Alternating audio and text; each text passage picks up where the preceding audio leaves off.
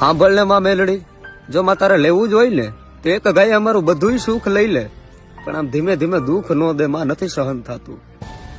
તું ગમે એટલું દુઃખ આપીને પણ તારી ભક્તિ નહીં મેકું માં, હું તારાથી દૂર નહીં રહું.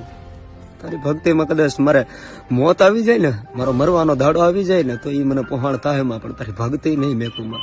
મને હાલતા ચાલતા ઉઠતા બેઠતા બસ તું જ દેખાય છે માં, તારા સિવાય બીજું કઈ દેખાતું નથી. તું પ્રાણ છો, તું જીવ છો માં, તું છે ને અમારું ગઢપણનો ઠેકો બની માં, તારા સિવાય અમારું કોણ છે માં.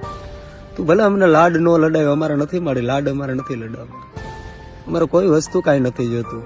બસ માં ખાલી ખમા કહી દઈ ને માં, એક વાર માથે ખાલી હાથ ફેરવી દઈ ને માં, તો એ બધું અમને મળી જાય. હૃદયના ભાવથી મારી તારો હાકલો સાંભળવા માટે છે ને માં, આ રુદિયો કાયમિકના માટે રાહ જોવે છે કે ક્યારે અમારી ભગવતી અમને હાકલો દે. મળી એ અમારા નસીબમાં નથી. જોજે હો, એટલે ક્યાં વાર ન લાગે તારા આવવામાં કે તું આવીને અમારો જીવ વયો જાય. જોજે મળી.